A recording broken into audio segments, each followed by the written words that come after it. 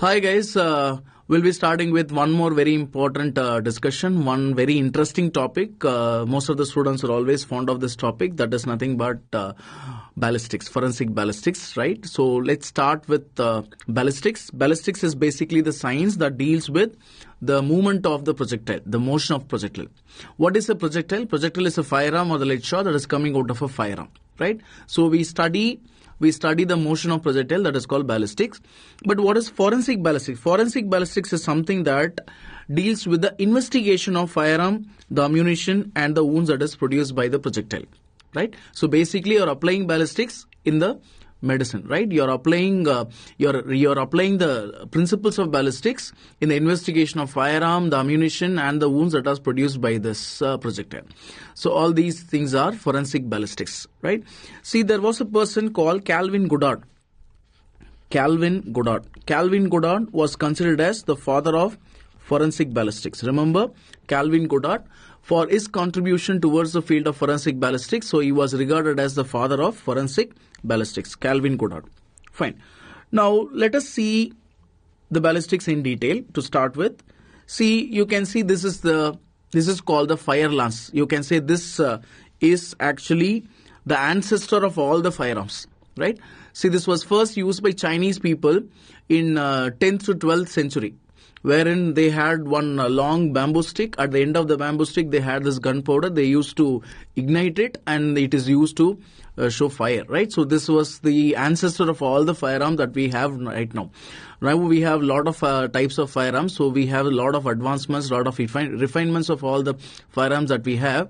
But for all the firearms that we have right now, right, this is the forefather, this is the ancestor. We call it as fire lance, right? This is the first firearm that was used by people in China, right, in 10th to 12th century. That's not MCQ, this is for general knowledge, right? Let's start with the ballistics. You see, you can see a firearm, right? The bullet, the projectile comes out of a firearm and the bullet hits the target. It's the victim, right? If you study the structure of firearm, that is called proximal ballistics, right? It's otherwise called as internal ballistics, the movement of the projectile within the firearm. The movement of the projectile within the firearm, that is called internal ballistics, right? Proximal, internal, both are synonymously used, right? If the bullet has come out, it is traveling through the air. The study of movement of the projectile, the study of motion of the projectile, that is called intermediate ballistics, also called as external ballistics, right? After some time, the bullet hits the target, right? The study of effects of the bullet in the target, that is called terminal ballistics. The study of wound produced by this projectile, that is also called as wound ballistics, right? So we have proximal, we have intermediate, we have terminal. What is proximal? Inside the firearm, right? Intermediate, it has come out, it is in the air. When it is hitting the target, you call it as terminal ballistics, otherwise called as wound ballistics. Now you see the velocity with which the projectile is leaving the firearm. The velocity with which the bullet is leaving, for discussion purpose, let us keep bullet for projectile, right? The velocity with which the bullet is leaving the firearm, that is called muzzle velocity, right? This end of the firearm, that's called muzzle, and we'll be discussing that in detail, right? The velocity with which the projectile is moving, the bullet is coming out of the gun, you call it as muzzle velocity. The velocity with which it is hitting the target, that is called impact velocity, right? The velocity at the muzzle end, we call it as muzzle velocity. The velocity at the impact site, you call it as impact velocity. Just do get exposed with these terminologies. Now, see, now again, you have lot of types of firearm that we have in the world. You have n number of firearms in the world, but still, all these firearms will have certain basic parts, right? All these firearms will be having certain basic parts, right? So we are talking about proximal ballistics. We are going to talk about the structure of firearm, what are the things that are present in the firearm, right? First, we'll finish off proximal ballistics.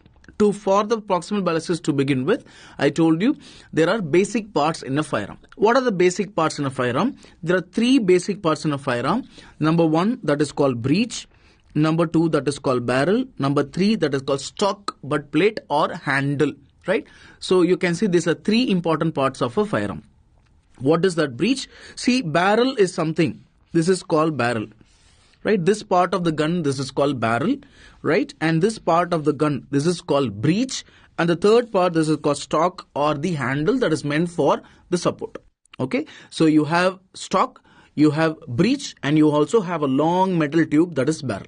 We'll be discussing everything in detail, right? And just now I told you we have three parts. I repeat, you have something called stock, that is for handle. Then you have something called breech, right? Then you have a long metal tube that is called barrel. We'll be discussing on that. I told you the three parts of a gun, right? I told you breech, I've told you barrel, I also told you there is stock. Let us assume we are taking a section of this firearm. When we take a section of this firearm, we get something like this, right? You can see we have a section of barrel, we also have a section of breech, both are there. Now you see, let us say barrel, right? The barrel consists of two parts. You can see that it consists of what is called as chamber. See, this is chamber. Right? It has got a chamber. In front of the chamber, you have a long metal tube. This long metal tube, right? This long metal tube ends, right? The end of the metal tube. This end of the metal tube is called muzzle end. The outer end of the metal tube, that is called muzzle end. Right? Or you can say outer end of the barrel is called muzzle end. You can see the hole, right? You can see the tube. You can see the tube, that hollow tube is there. The internal diameter of the tube. The internal diameter of the tube, that is called bore. That's called bore. Right? The internal diameter of the tube, that's called bore. Now you have a barrel. The chamber is connected to the barrel. The chamber is connected to the barrel by means of a constriction. You call it a taper. It's tapering down, getting connected to the barrel. Fine. Now what happens is you have a chamber. The chamber, this part of the chamber is called breech plate because that is in close relationship with the breech part. That's why it's called breech plate. We have a plate and that is in close relationship with breech. That's why it's called breech plate. Right? Very simple. And inside the breech plate, you see the center of the breech plate will be having a small gap. There is a small gap in the breech plate. Fine. Now this is about barrel. Now coming to this breech. The breech mechanism consists of what is called as trigger. It starts with trigger. You can see this is trigger. The trigger, by means of a spring, it is attached to a vertical pin. This is called hammer, right? This is called hammer. And the hammer is attached to another horizontal pin. This pin is called firing pin, which is also called as percussion pin, right? So the mechanism is in such a way that if at all you pull a trigger, by means of the spring mechanism, hammer will go upward and the firing pin will move forward. Right? I repeat, you pull the trigger by means of a spring mechanism, hammer will go up and the firing pin will move forward. Where does the firing pin leave? This firing pin, you can see the tip of the firing pin, it passes through the hole in the breech plate. You can see there is a hole in the breech plate, right? Through this hole in the breech plate, this firing, you pull the trigger, the firing pin enters into the breech plate. Right? That is entering into the chamber. Inside the chamber, we have a projectile. Right? Let us say, assume that this is a bullet. Assuming that this is a bullet, we are keeping the bullet inside the chamber. So when you pull the trigger, the firing pin comes forward, it hits the backside of the bullet and the bullet is going to come out. Right? The bullet is going to come out. This is the simplified version of the breech. And do remember, this is the simplified version and you have improvised version of firearm. You have modern firearms. All these firearms will be having this basic mechanism towards it. Right? So do remember, this is the basic mechanism. Now we'll be discussing about the different classification. Right? What are the classifications we have got? See, the firearms, I told you we have n number of firearms. Right? And you can classify the firearms under a lot of categories. Right? You can classify the firearms based on the number of barrels. Right? You can have only single barrel. Right? You can have double barrel, either in the side or on the top. You can have triple barrel, you can have single barrel, you can have double barrel, you can have triple barrel, you can have multi-barrel. Depending on the number of barrels, you can say where the single, double, triple or multi. You can see this is single barrel. Where you have only one barrel, you can see double barrel side to side, and you have triple barrel, and if you have multiple, that is called multi-barrel gun. Right? Number of barrels. The next classification is based on how you load it. Let us say you have a gun, right? You have a gun, you can load either from the front of the gun or from the middle of the gun. When you load from the front of the gun, you load it in the front, we call it as muzzle loading. I told you this end of the gun, outer end of the gun, that's called muzzle, right? So when you load it from the muzzle, you call it as muzzle loading. You break the gun like this, right? You break the gun like this, you add the cartridge through this, you call it as breech loading. You know very well, this is called breech part. You load it through the breech, that is called breech loading. So either it can be muzzle loading or it can be breech loading. In olden days, most of the guns were muzzle loading. Nowadays, muzzle loading guns will be very, very complex to deal with, right? So now most of the guns, it's converted into breech loading, right? So you have muzzle loading, you have breech loading. This is breech loading. If you load it from the front, you call it as muzzle loading. Fine. Now the third classification is based on whether it is single or repetitive. What is that single? You fire a gun, that bullet has come out, right? You need to break the breech, you need to remove the empty case, and then you need to load the new cartridge again. Then again you can fire. Every time when you have to load it and unload it, you call it a single. Right? Repetitive is something where you don't have to load every time. You don't have to load every time. See, this one is single. Right? Every time you need to break it, you need to remove the empty case and you need to load a new cartridge. Right? Emptying the old cartridge, used cartridge, and loading the fresh cartridge. Loading the new cartridge. Right? Every time you do it, that is single. Repetitive. Repetitive is something like where multiple bullets can be fired. You don't have to unload every time. You see what this is a kind of repetitive gun wherein you must have seen in many movies very commonly, this is a revolver. Why it is called revolver? It has got a metallic cylinder. It has got multiple holes in it, in which multiple chambers in it. We need to call it a chamber. Right? So it has got a cylinder which has got multiple chambers in it. You can load multiple bullets in it. In most of the movies you must have seen revolver having 6 bullets, right? So you can see this is a cylinder which revolves every time when you pull the trigger. Right? You pull the trigger. When you pull the trigger, bullet is fired. The cylinder is automatically revolves and the new cartridge will come to the place of trigger. Right? The new cartridge will come to the place so that next time when you pull the trigger, another new bullet will be fired. Likewise, this cylinder will keep on moving. You don't have to remove the empty case every time. When all the bullets in the chambers are fired, then you can open, you can remove all the empty case, you can load new bullets into it. That is called revolver. The next type is called pistol. This is another repetitive type wherein you can see this is the pistol wherein you have a magazine in the base. You have magazine in the base where you can see multiple bullets are loaded in the magazine. And you will have spring mechanism over here that will keep the bullets tightly in the place, right? You pull the trigger, bullet comes out. Automatically what happens, empty case will be ejected and the new bullet from the magazine will be loaded into it by means of a spring mechanism. This is repetitive type, that is pistol, right? Then we have 2 more types. One is semi-automatic guns. Another one is automatic guns, just like your AK-47. What is semi-automatic? Semi-automatic, see, whatever I was telling you so far, you must have understood that what are the different mechanisms involved in this firing. When you pull the trigger, bullet is fired, step 1. After that, empty case has to be ejected, unloading, step 2. After that, what happens? New case has to be ejected, step 3. Okay, firing, unloading, loading. Firing, unloading, loading. So you have 3 important steps. With this semi-automatic gun, you pull the trigger, it is automatically fired, automatically empty case is ejected out, new case is loaded into it and it stops there.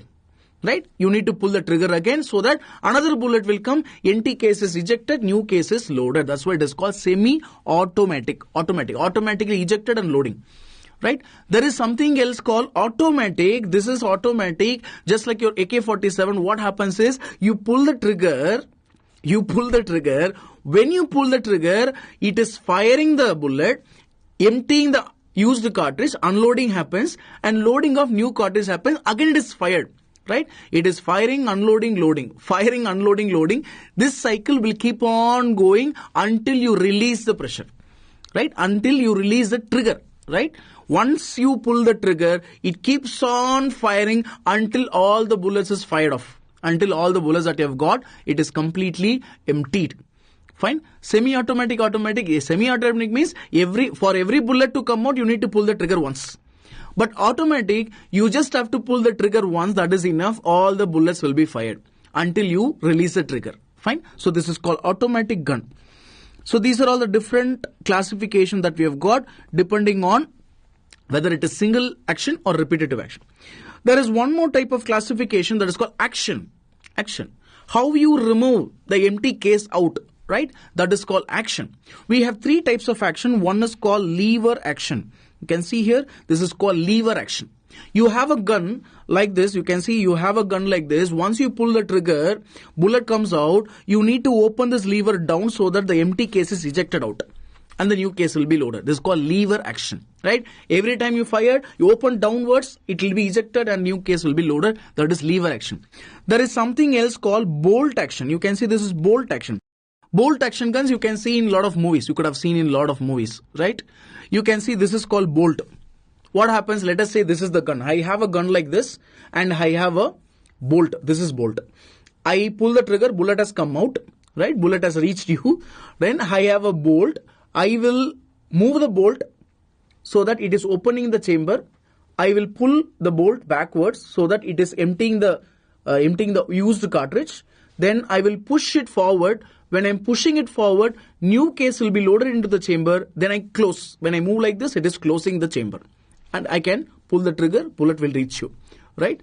I will open, I will eject, I will load, and I'll close, pulling. So this is called bolt action that I am sure that you must have seen in a lot of movies, this kind of bolt action guns. So this is basically bolt action guns. Now we have one more type of gun that is called pump action.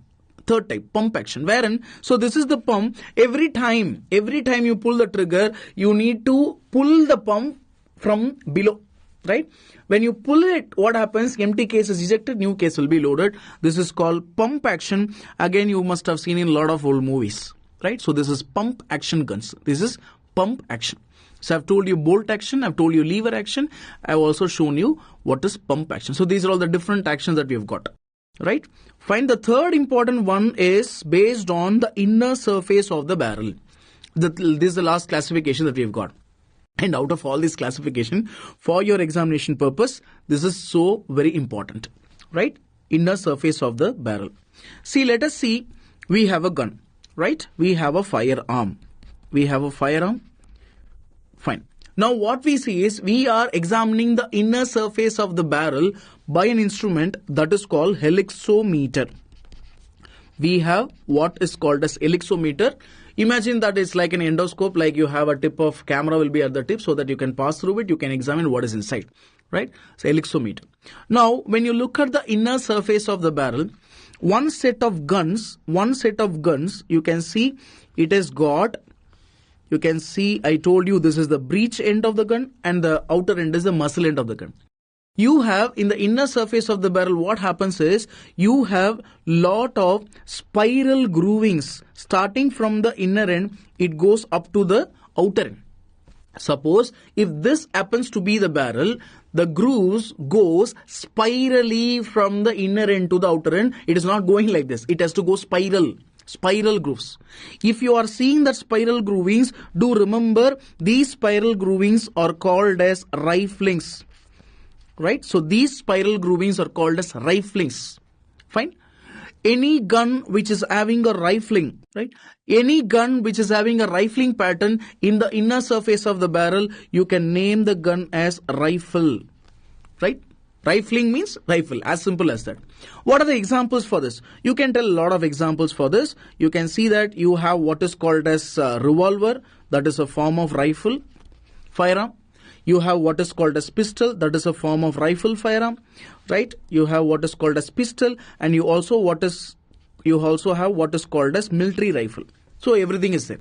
See, revolver, the effective range, you can say it can reach up to 200 meters, whereas pistol 400 meters, whereas military rifle 1 to 3 kilometers it can reach. The range is 1 to 3 kilometers.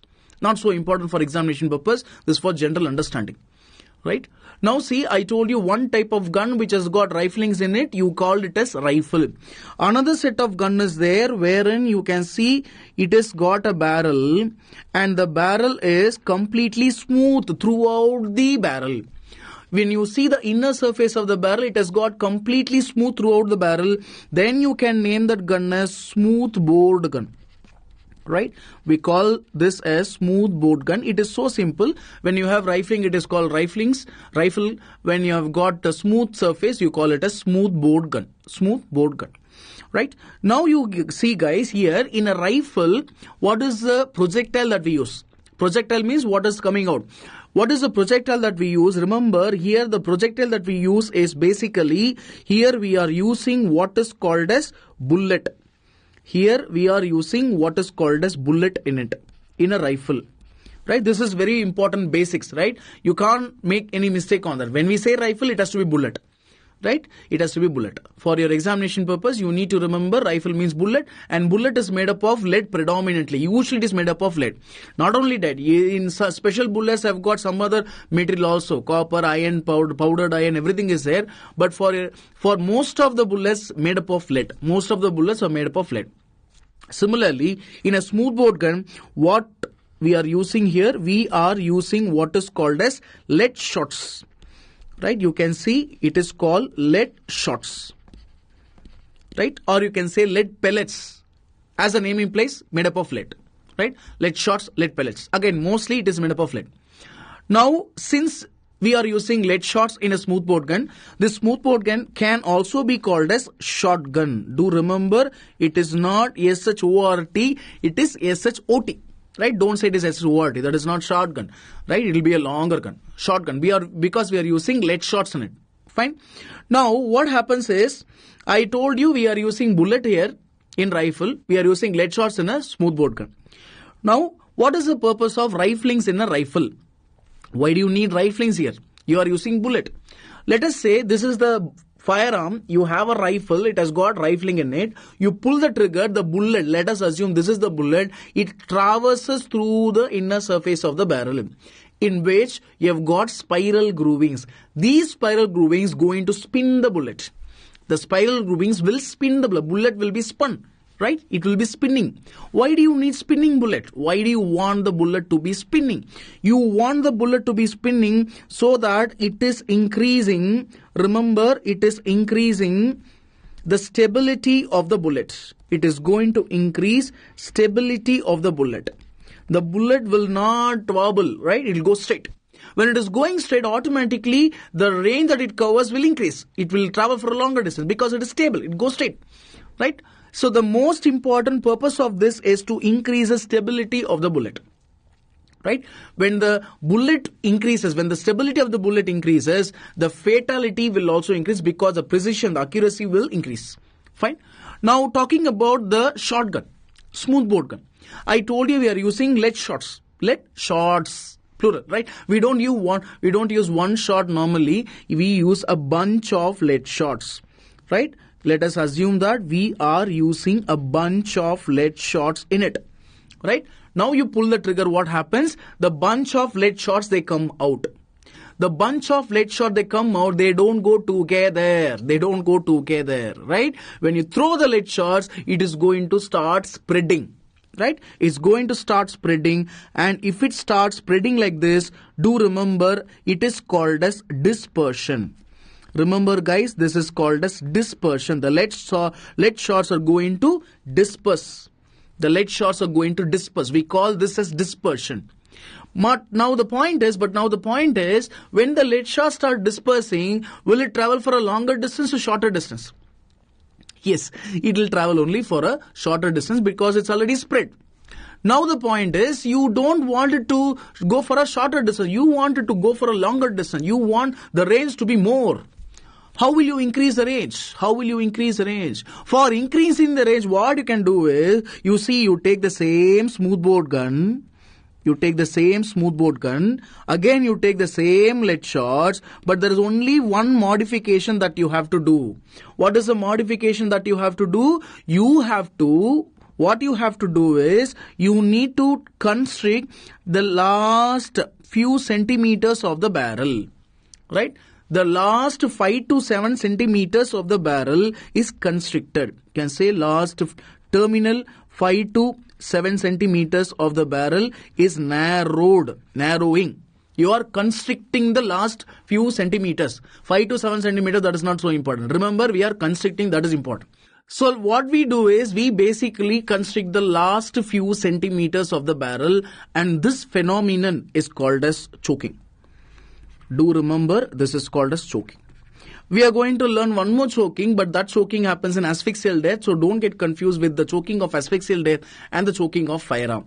So this is a choking which happens with the smoothbore firearm. Right? Here, when you do the narrowing, when you do choking the gun, what happens is, now what happens, the lead shots, the dispersion is reduced. You can see there is a reduction. There is a reduction in the dispersion of the lead pellets so that you can have increased range of the lead shots, lead pellets. Fine. So do remember, I told you that we have rifling in a rifle gun, we have choking in a smoothbore gun. Don't worry about how many inches are restricted. See, we have lot of grades of choking. We have what is called as unchoked gun, right? We have quarter choked, half, 3/4, fully choked. Unchoked is also called a cylinder, right? Cylinder. You have lot of choking are there. You have a lot of grades on there. Don't worry about what exact measurement is there. That is not so important. You can see the point that you have to remember is you have different grades of choking. Now the point is, on one end you have unchoked gun. On another end you have got fully choked gun. You tell me which will have maximum dispersion, which will have least dispersion. Right? Which will have maximum dispersion and which will have least dispersion. Do remember, unchoked gun will have maximum dispersion, one of your previous NEET MCQ. Whereas fully choked gun will have least dispersion. Right? So this is very important concept, very simple concept. It's not so complex one. Very, very simple concept. You take, suppose, have you ever watered a garden with a hose pipe? Yes, most of you must have, right? So when you want to increase the distance of watering, what will you do? In the hose pipe, you constrict the terminal part and the water, the range will increase. The same thing happens here. When you constrict the terminal part, the range will automatically increase. As simple as that.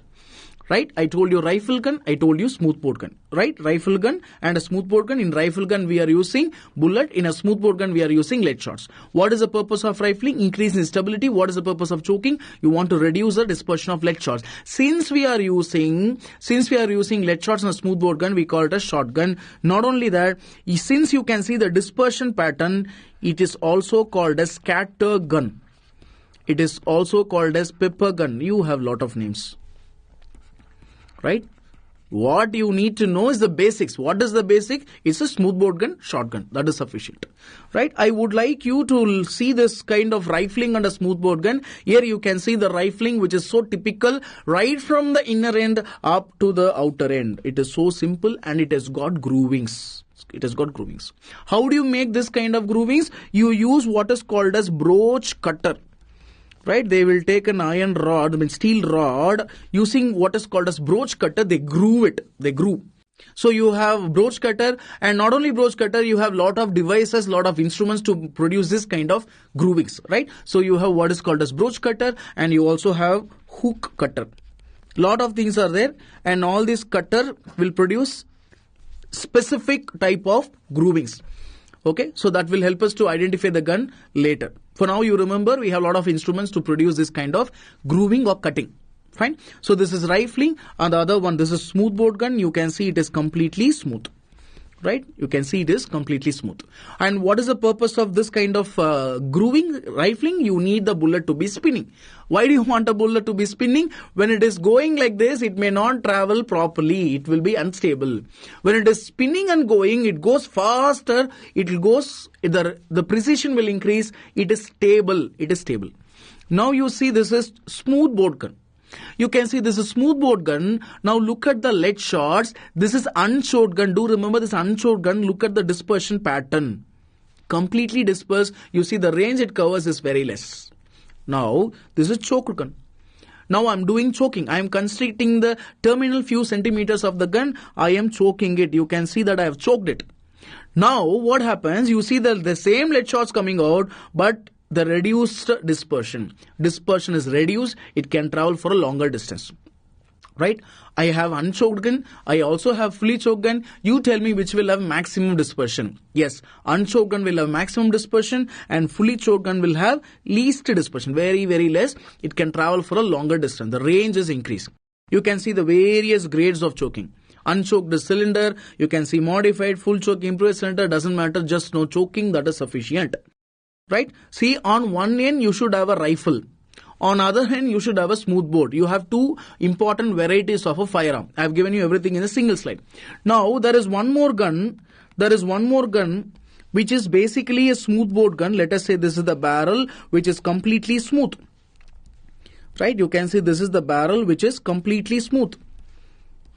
Right? But even though the barrel is completely smooth, the outer end of the barrel, the terminal few centimeters of the barrel will be having rifling pattern. Right? The terminal few centimeters of the barrel will be having rifling pattern. Remember, it's a mix of both. When it is a mix of both, you call this as paradox gun. Right? We call this as paradox gun. Either we can use lead shots or we can use lead slug. We'll be discussing of all these different types of lead shots. Doesn't matter. Just know paradox. Right? It's a paradox. Mix of both. You can see this is a mix of both. That is paradox gun. You can see the terminal, right? Rifling. Few centimeters are rifling. Now let's talk about the technical specification. See, if you refer a gun, firearm, let us say rifle, right? You see, this happens to be the outer end of the gun, right? This happens to be the outer end of the gun, muzzle end of the gun.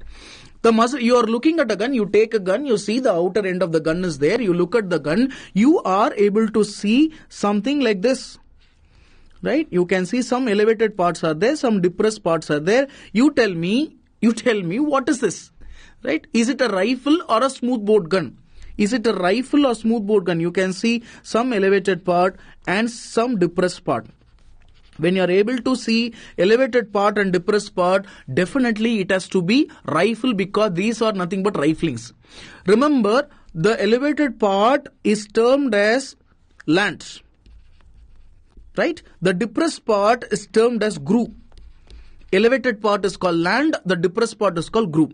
What you have to do is, you need to measure the distance between two opposite land. You can see two opposite land. Not one and the neighbor, adjacent one, not like that.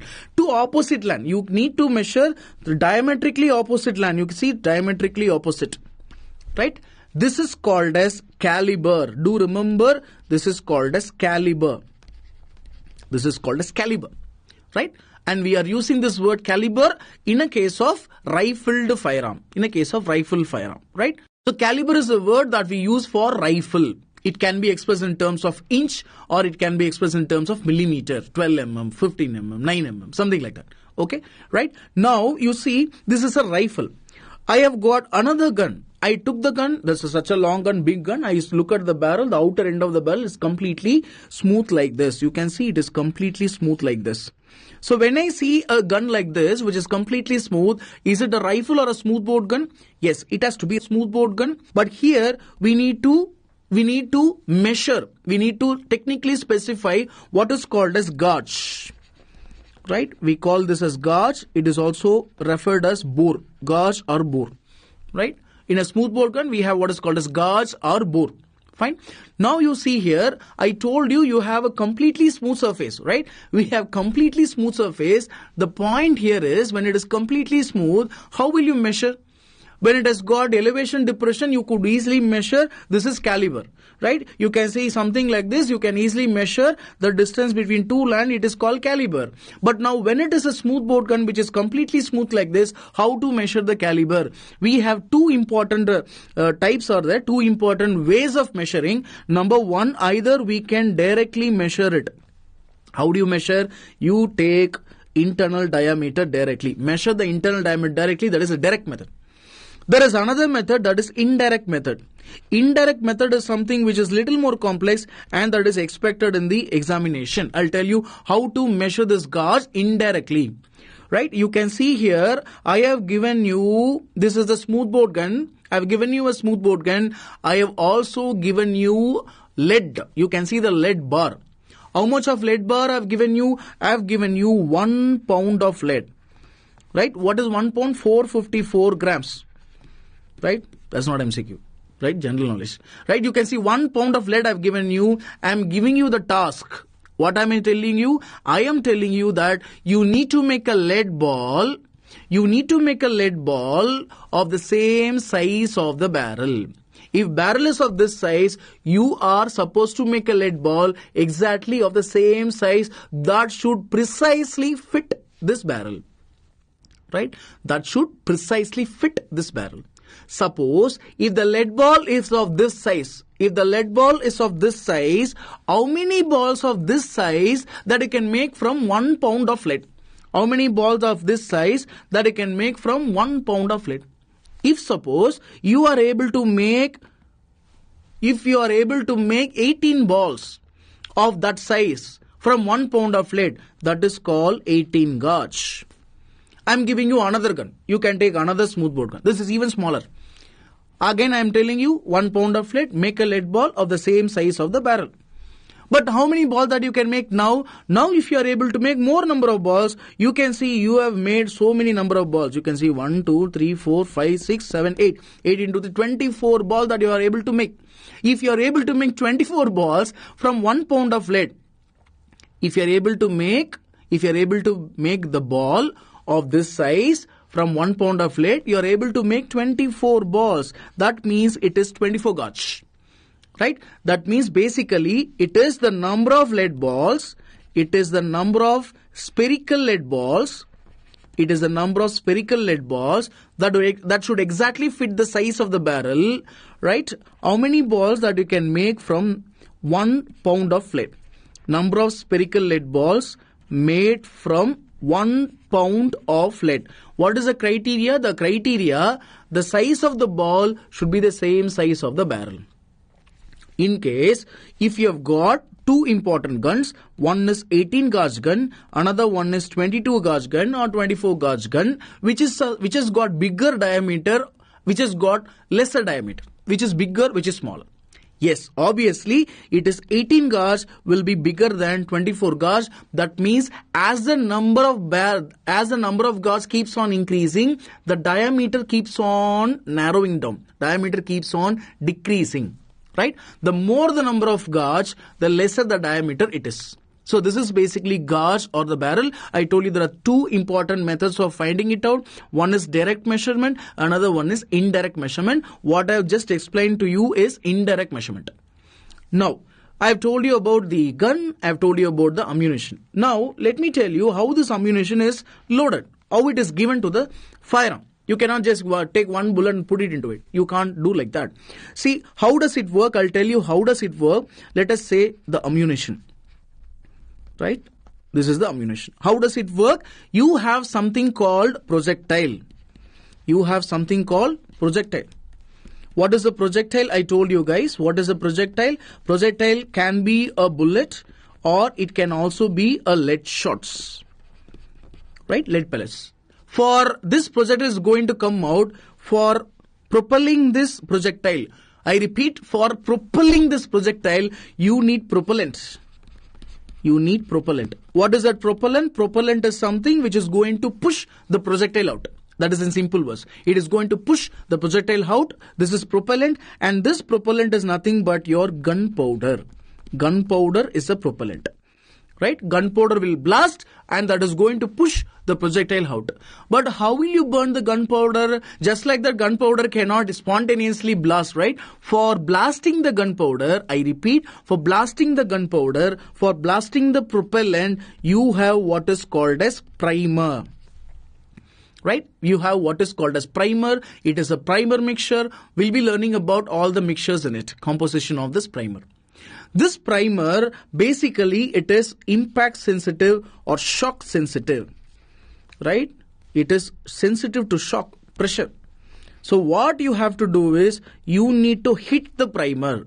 When you hit the primer, it burns. When it is burning, what happens? It is going to burn the propellant. It's going to blast the propellant and the energy is going to push the projectile out. This is the simplified version of the ammunition. But the type of ammunition, it varies depending on which gun that you use. Whether you use a rifle gun or you use a shotgun.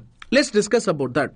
Let us start with, so this is the basic fundamental that you have to know. I have given you the basics fundamental of it. Now I'll tell you the structure of the ammunition that we are going to use. To start with, let us start a shotgun cartridge. Let us say this happens to be the shotgun cartridge, right? So this is the shotgun cartridge, which is usually made up of a cardboard, right? Fine. Now, but the last base, the base alone, alone is made up of a metal, right? Because it has to withstand the pressure, right? So it has to made up of a metal. End alone is made up of metal. So this is the case. Shotgun cartridge. We call it as shotgun cartridge, right? We call it as shotgun cartridge. It has got three basic parts, right? Three basic compartments. You can see that the basal compartment has got what is called as gunpowder, the propellant, right? You can fill it with gunpowder. What is this? I repeat, it is gunpowder. It is gunpowder. In the same compartment, in the basal compartment itself, you have got one more important box, right? One more important cup. We call it as primer cup. What is this? This is called primer cup. This is called primer cup, which is also called as percussion cup, right? It is called percussion cup. It is also called as detonator cup. It is going to detonate. It is going to detonate the gunpowder. That's why it is called detonator cup. You have various names. Doesn't matter.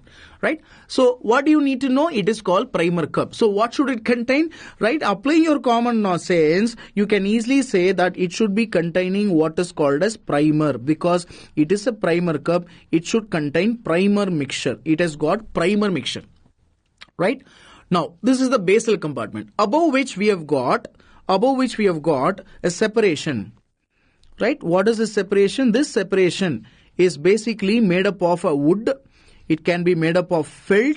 It can be made up of cork. It can be made up of plastic. It can be anything. Look, you can look at this separation. Right? This separation is called as wad.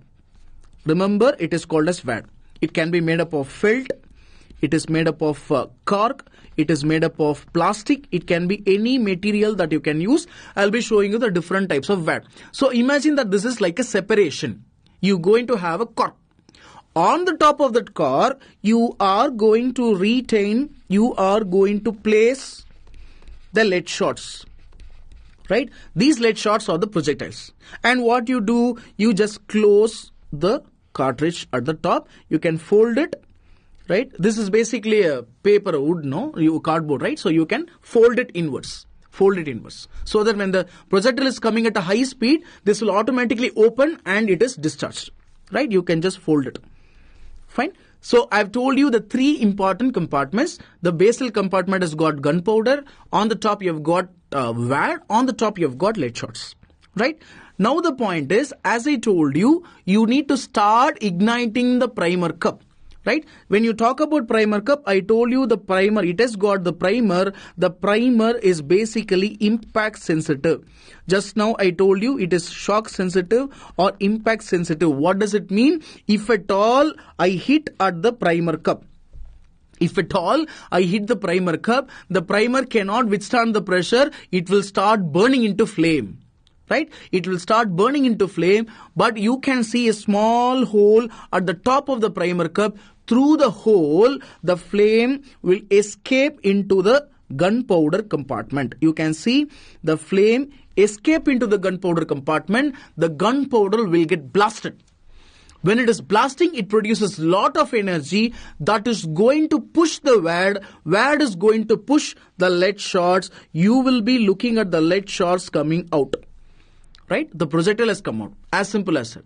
You need to hit at the base. Now what will come and hit the base? Remember when I told you in the beginning, we have a trigger, we have the hammer, the firing pin. When you pull the trigger, the firing pin is going to come and hit this base. Right? So it is going to hit the primer. Primer will burn. It is going to burn the gunpowder. Gunpowder will get blasted and the lead shots going to come out. We are discussing the shotgun cartridge. Why do you need wad? Why do you need wad? In case, suppose if you don't have wad, imagine that you don't have wad in a shotgun cartridge. Lead shots are there, gunpowder is there, both will mix together. You cannot have complete blasting. So this is important for separation. Right? It is separating. It separates the lead shots from the gunpowder. Not only that, you can add some grease on it. Right? Normally what happens, there will be a disc will be there, right? You can add grease into the wad so that suppose if this is the barrel, lead shots coming out, wad will also come out. As the wad comes out through the barrel, it is going to lubricate the barrel itself, right? So it is also useful for lubrication purpose. Lubrication, right? And whatever energy that is happening in the gunpowder, whatever energy that is released in the gunpowder, it cannot escape so easily out in between the lead shots, right? You have a vat, imagine you remove the vat, you have lead shots and gunpowder. Gunpowder blasted. The energy, the gas that is produced, it can escape through the lead shots, in between the lead shots, It cannot have proper shotting. It cannot have proper firing. So what happens? You keep the wad so that the wad is acting, it is sealing the air pressure. It seals the air pressure so that it is directly given to the lead shots properly. We call this as obturation, right? We call this as obturation. Fine. And another one, again, you have the wad on the top, you have the lead shots. Here you burn the gunpowder. When the gunpowder getting blasted, this wad pushes the lead shots like a piston. Right? It is pushing the lead shots like a piston. You can remember separation, lubrication, obturation. It works like a piston. It has got so much of function. Don't think wad is nothing, wad is useless. It's not so. It has got so many important functions. Separation, lubrication, obturation. It works like a piston. But again, it is harmless. You know why? Because normally the wad, it can travel only up to 2 to 5 meters. It produces only minor contusion. It doesn't produce any fatal injury. It doesn't produce any fatal injury. Lead shots may produce fatal injury. WAD doesn't produce any fatal injury. We'll be discussing that later, no problem. For now, you remember what is the function of WAD. I've told you the primer, I told you gunpowder, WAD and the lead shots. You can see which is the most important part of the shotgun cartridge. They say the brain of the cartridge. Who's the brain of the cartridge? Right? The brain of the cartridge is the primer cup. Because only when you have primer getting fired, then you have gunpowder getting blasted and the lead shots will come out. So they say the brain of the cartridge is your primer cup. So I told you about the shotgun cartridge. Now we'll be discussing with rifled bullet. Right? You can see the rifle bullet. You can see the unit of the rifle bullet. You can see that it is made up of a bullet case. Remember, it is made up of a bullet case, which is usually made up of a metal, like a brass or something. Right? Again, inside the bullet case, what we do is we fill the bullet case with gunpowder. Fill it with gunpowder. Right? Remember, this is your gunpowder. As usual, you have got primer cup, right, which has got a small hole in the middle of the cup and which is containing nothing but primer. Let us say this is the primer. On the top of the gunpowder, you can directly keep the bullet. You can see this is the bullet which you can directly keep on the gunpowder. You don't need any kind of adding because this is one bullet, one single piece. You can directly keep it on the gunpowder. It is not going to spread. Right? You don't need any wad at all. You don't need any wad. You can directly, it's a one single piece, you can directly keep on the bullet. Doesn't matter. And the bullet case is there, right? The bullet case will be just constricted here. We call this as, see, this part is basically the bullet. You know what it is made up of, normally lead. And you have a small constriction of the case here. That is to hold the bullet. That's called cannulaire. Right? We call this as cannulaire. Cannulaire is a constriction. Right? It's called cannulaire. Doesn't matter. You have the gunpowder, you have the case, the primer cup and the bullet. As usual, what you are supposed to do, you need to hit at the base. When you hit at the base, the primer is so shock sensitive, impact sensitive, it cannot withstand the shock. It burns up. When it is burning up, the flame enters into gunpowder compartment. The gunpowder gets blasted and the bullet is going to come out. Remember, the first one I told you that is for shotgun cartridge. The second one that is going to be for rifle gun, that is bullet. Both are very, very similar. Except for the lead shots and the bullet. Right? Of course, the wad. You can see this shotgun cartridge. This is gunpowder. This is wad. You can see the lead shots. See the primer cup. Hit at the base. Right? Hit at the base. You will get everything coming out. You can see this is the bullet case. This is case. You can see the gunpowder, that is propellant. You can see the primer cup. On the top, you can see the bullet single piece directly kept on the bullet. Right? There is no wad. You don't need any wad. Fine. So do remember, this is about the ammunition, about the shotgun cartridge and the rifle bullet, right? Now we were discussing about the different structure of it. You can see that in the same slide that I've given you both. Now you can see we'll be discussing about what we use in everything. I told you gunpowder, I told you primer, you have so many things, right? So let's talk about the propellant. Let's talk about the propellant. What is a propellant? That is nothing but gunpowder. That is nothing but gunpowder. Let's discuss about the different types of gunpowder, right? You can see the first and foremost, the first gunpowder is black gunpowder. It is black gunpowder. Why it is called black gunpowder? Because it is looking black, that's why it is called black gunpowder. I'll tell you why it is looking black in color. Then the next type is called little advanced. Here we have what is called a smokeless gunpowder. Smokeless gunpowder, right? And we have the last one that is called semi-smokeless gunpowder. Basically, we've got 3 types of gunpowder being used. The black one is the oldest one, right? Olden days, that was the first gunpowder to be invented and people were using it. But the point is, if it is black gunpowder, it produces very less energy, right? You can see 1 gram, 1 gram can produce 3 liters to 4 liters of gas, that's all, not more than that. But it produces lot of smoke. Whereas you compare with smokeless gunpowder, 1 gram can produce 12 liters to 13 liters of gas, and you can see it produces very less smoke, and obviously that's why it is called a smokeless, right? Now you see what are the components of black gunpowder. If you talk about black gunpowder, do remember it has got 3 important parts. Number 1, it has got potassium nitrate. Remember, it is not potassium chlorate, it is potassium nitrate. Potassium chlorate is a part of your primer.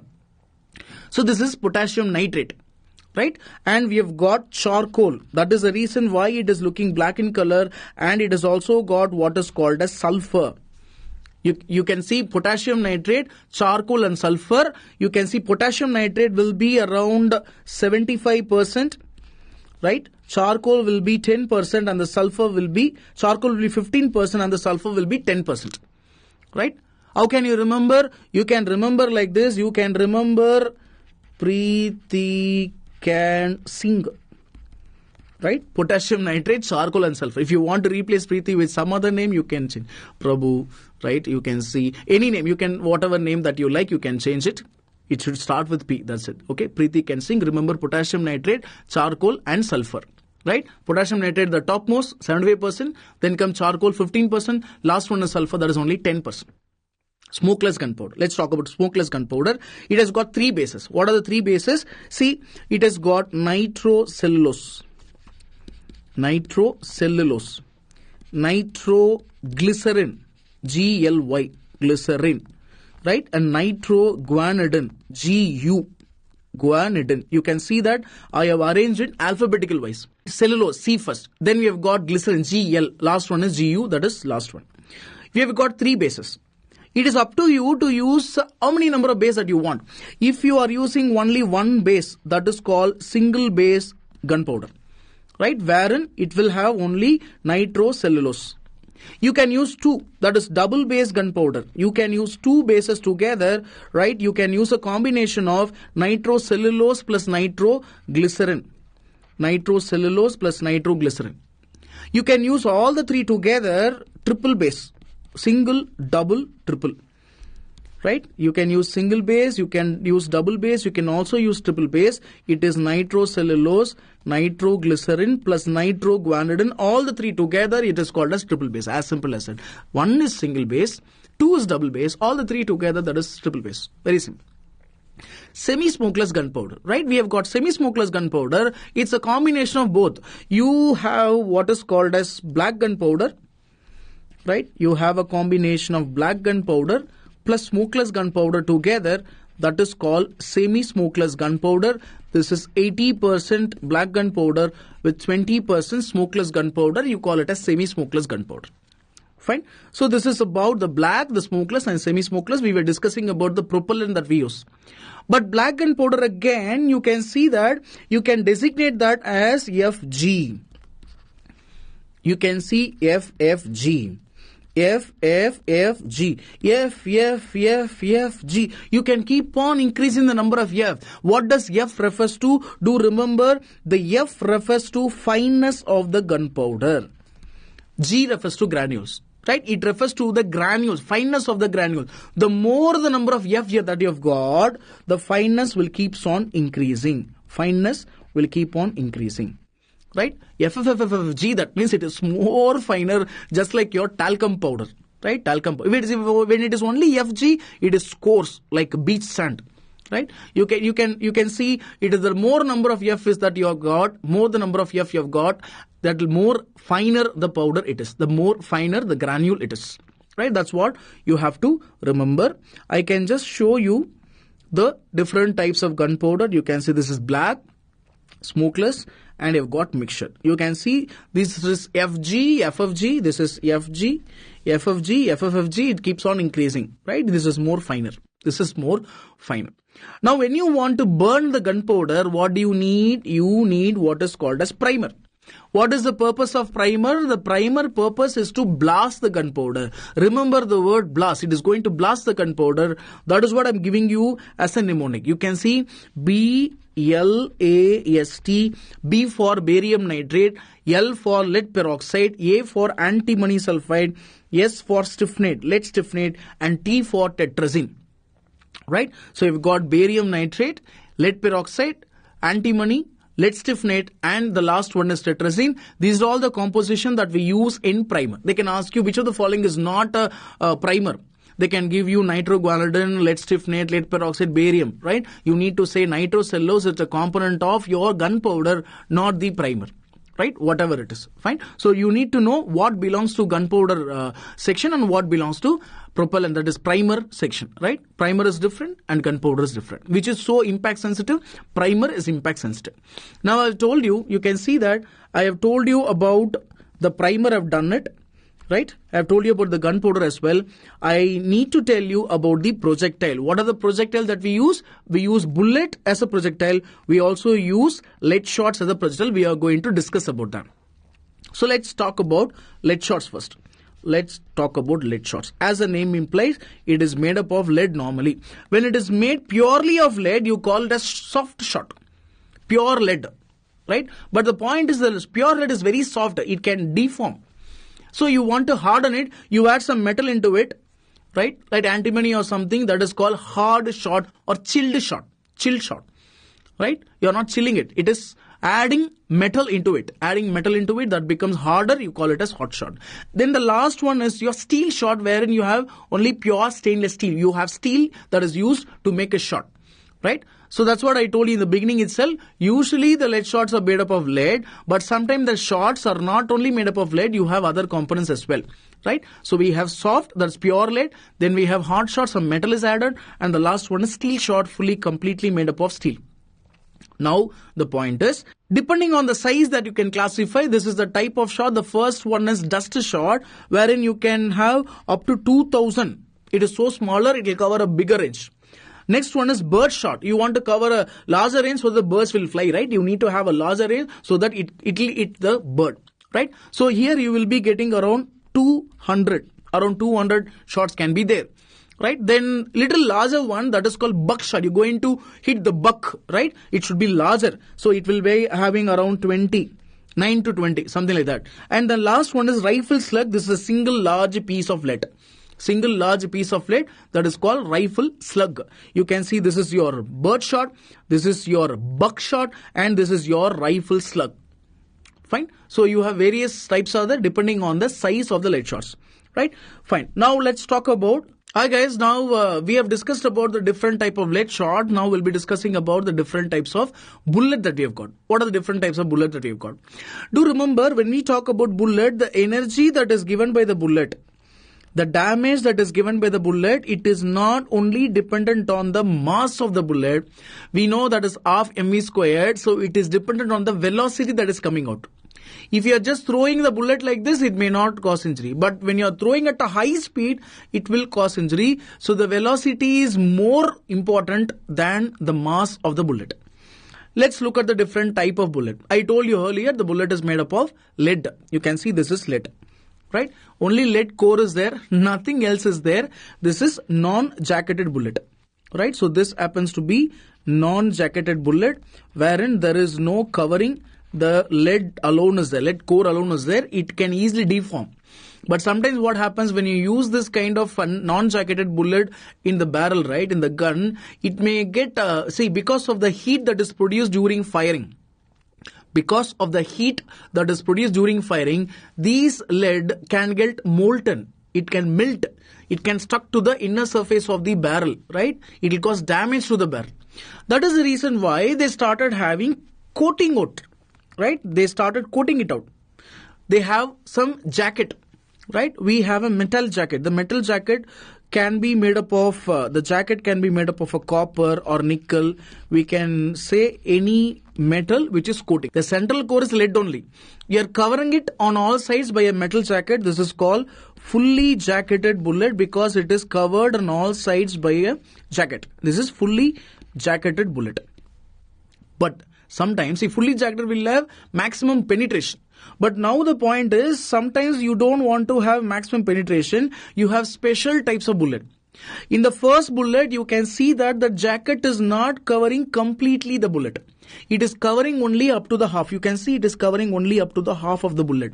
This is called semi-jacketed bullet. This is called as semi-jacketed bullet, right? Which is also called as dum bullet. What is the dum bullet? This was originally prepared by British Army in Dum Dum area, Kolkata. Right? In Kolkata, there is Dum Dum area where this kind of bullets was specifically manufactured over that area. That's why it is called as Dum bullet. But what is the advantage of this bullet, or you can say what is the effect of the bullet? These bullet will deform on impact. So what is the speciality of this bullet? What is the uniqueness of this bullet? These bullet on impact, it will deform. It deforms on impact, right? We can also call it as mushrooming, right? It will expand. It's called as mushrooming. You can see that the another type of bullet, this is called hollow point bullet. You can see it is also semi-jacketed, but you look at the tip, it is hollow, right? It is hollow. It is hollow point bullet. Again, this kind of bullet as well, this bullet also will deform on impact, right? So both these bullets will deform on impact, right? So it will cause mushrooming. Remember, it will cause deformation, right? Fine. Now there is another type of bullet. You can see this is another type of bullet. This is not made up of lead. This is made up of powdered iron or powdered copper, right? You can say this is made up of powdered iron, right? But when you have this powdered iron instead of lead, what happens? On impact, it gets broken. It gets disintegrated into multiple pieces. When it is disintegrated into multiple pieces, we call this as frangible bullet, right? This is called as frangible bullet. The bullet that gets fragmented on impact, right? It gets fragmented on impact. It gets disintegrated on impact, right? So this is called frangible bullet, disintegration on impact. Right? Now see, this bullet is manufactured specifically that it should get fragmented on impact so that you will have limited penetration. Right? You will have limited penetration. This is specifically prepared for limited penetration. This is called frangible bullet, also called as, this bullet is called frangible bullet, also called as fragmented bullet. Fragmented bullet. Right? Sometimes what happens, if this bullet is entering into the tissue, it can cause multiple fragments. It can cause what is called as lead snowstorm. We'll be discussing that later. Right? Lead snowstorm. You can see multiple small pellet particles inside the tissues. Lead snowstorm. This is not only seen with frangible bullet, it can also be seen with dum bullet as well. So now I've told you what is called as frangible bullet, also called as fragmented bullet. Now we have other types of bullet as well. Let us say if this is the bullet, right? This is the bullet. The base of the bullet will be having some chemicals, right? These chemicals will glow, right? On firing, this will glow in the air. On impact, on firing, you pull the trigger, bullet comes out. These kind of bullet, they'll glow so that you can trace the path of bullet. You can trace the path of bullet. When you can trace the path of bullet, do remember this is called tracer bullet. right? This is called as tracer bullet. You can trace from which direction it is coming from, right? You can find out you can trace the direction, you can find out the direction of the bullet. That's why it is called tracer bullet. There is one more type of bullet wherein you can see that this is the bullet. You can see that this is the bullet, right? On the tip of the bullet, they will have some phosphorus-like inflammatory material. What happens on impact? It will catch fire. So you can say phosphorus. You know very well phosphorus is inflammable. On impact, it will catch fire. Fire on impact. We call this type of bullet as incendiary bullet. What is that? It is called incendiary bullet. Incendiary bullet. Fine. So we have got incendiary bullet. All these bullets are there. What is explosive bullet? Explosive bullet is something that explodes on impact. Explodes. Right? Explodes on impact. Plastic bullet, you know, that is made up of PVC, which is normally used by police for controlling the riots. Right? And you know, poison bullet. Poison bullet is this kind of bullet will be having some chamber inside. They will have some resin or curarin. What happens is that will have a small hole will be there at the tip of the bullet. This poison will be slowly delivered into the tissue of the victim. Slowly, the poison will be delivered into the tissues of the victim. So that is called poison bullet.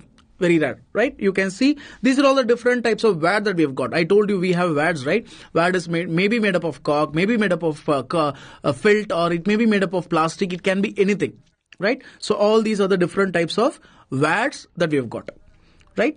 There is one more type of cartridge that is called tandem cartridge. It is also called as duplex cartridge. What is that? Tandem cartridge, also called as duplex cartridge. Duplex. What is it basically? You can see that this is the bullet case. We know what is the structure of the bullet, right?